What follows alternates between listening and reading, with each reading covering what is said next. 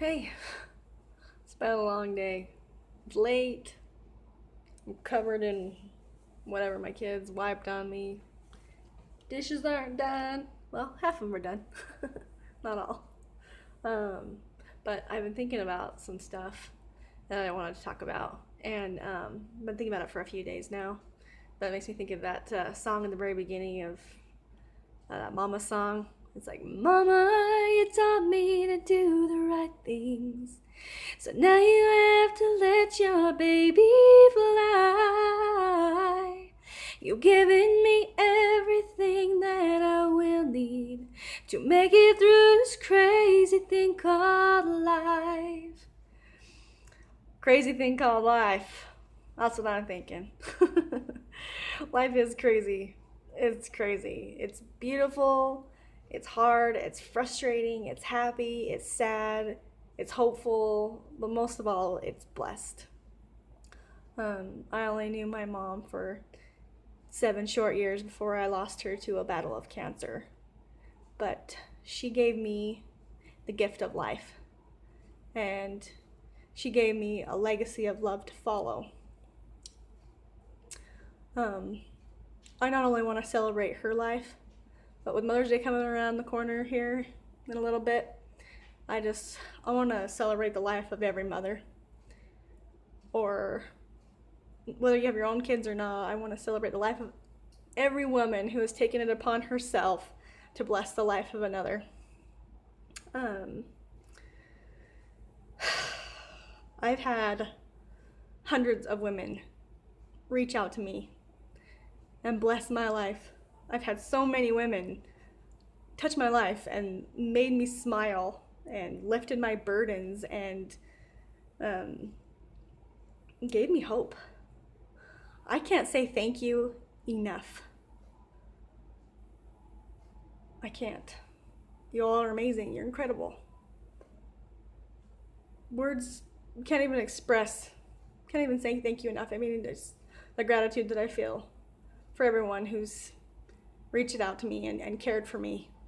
They say the hand that rocks the cradle is the hand that rules the world. And I think that's true. And I think that there's a metaphor in that for all those who are loving and nurturing and caring for other people. And the other day I was in Deseret Book and we were buying a blessing dress for the baby. And my husband was wandering around and looking at different things, and he found this book that he was reading, and I was running around trying to get some stuff done. And as I walked past him or whatever, he was wiping his eyes, and he handed me this book, and he said, "This is an awesome book. I'm gonna get this for you.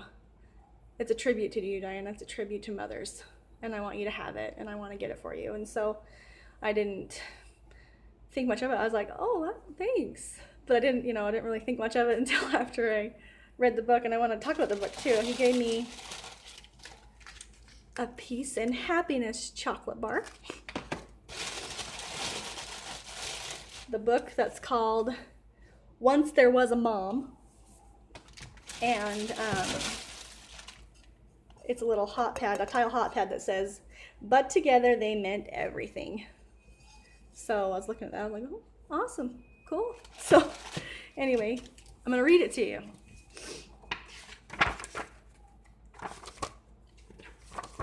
It says, "Once there was a mom who had many beautiful children. Actually, there were only 2 or 3 of them, but sometimes it felt like many. The mom loved her children so much. They were the stars in her sky, the flowers in her garden, the hot fudge on her ice cream. They were also the crayons on her walls and the crumbs on her floors and the dark circles under her eyes." Can you see mine? The mom loved to spend time with her children, but for such small people, they certainly took up a lot of it. The children had many storybooks which the mom loved to read to them. Again, the children would cry, "Again, again." The mom had many stories memorized. The children had many delightful toys. The toys flashed and beeped and sang, and one of them even made noise, almost exactly like the real fire engine. Woo, woo, woo, woo. Sometimes the mom took the batteries out of the toys to give them rest. I understand that very well. The children loved to eat, whatever the mom fixed for them. Mostly nothing with green flecks or unidentified bits that might be onions or crusts. The mom ate many leftover crusts. At bedtime, the children would snuggle into their cozy beds. The mom would bring them a drink and read them stories and sing them 3 lullabies and pat them on the back 10 times to calm them down. Sometimes they stayed in their beds all night, and sometimes they didn't. The mom loved her children with every bit of her heart, but she was often very tired. Sometimes the tired mom would take, which I can't even think. My eyes, I'm so tired. It's been a long day. Sometimes the tired mom would try to relax in a hot bath. Mom, Mom, the children would cry, pounding on the door, let us in. Sometimes the tired mom would try to restore her energy with a bite of chocolate. This is where the Peace and Happiness chocolate bar came from. Mom, Mom, the children would beg, tugging her arm, we want some. Sometimes the tired mom would go out for the day. Mom, Mom, the children would squeal when she got home, we missed you. Then they would rush to hug her tight. Mom was the biggest word in her world. It made her want to dance. It made her want to hide. And some nights when the house was dark and still and the moon peeked through the window, it made her wonder, was it enough?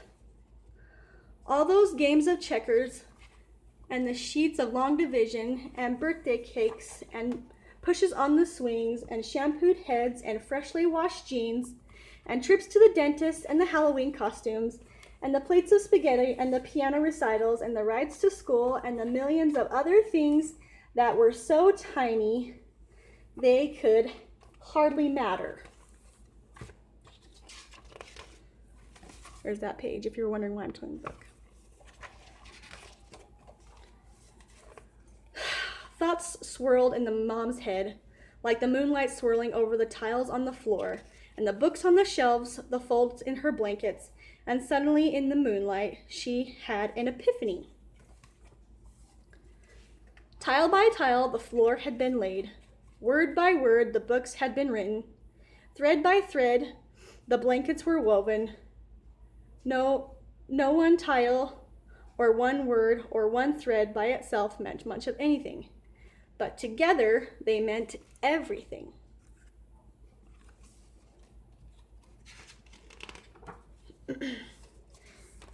The mom ran on tiptoe to the children's bedroom.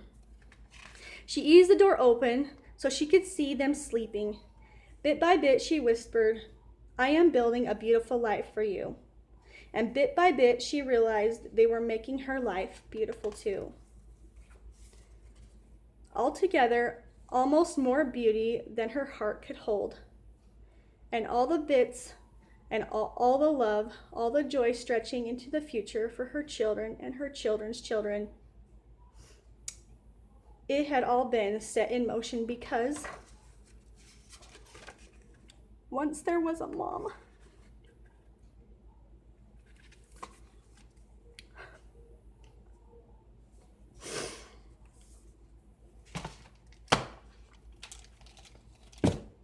Thank you for everyone who has touched my life.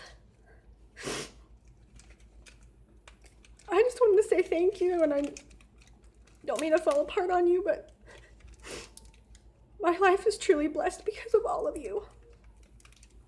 So if you're thinking down upon yourself or not thinking that you're a good mother or a good friend or whatever it may be, think about all the good you've done. With Mother's Day around the corner, I don't know, tag a friend or write them a note or buy them a Peace and Happiness chocolate bar and this awesome book. And maybe a hot pad because, you know, we got we gotta feed our families some hot dinners. But anyway, happy Mother's Day!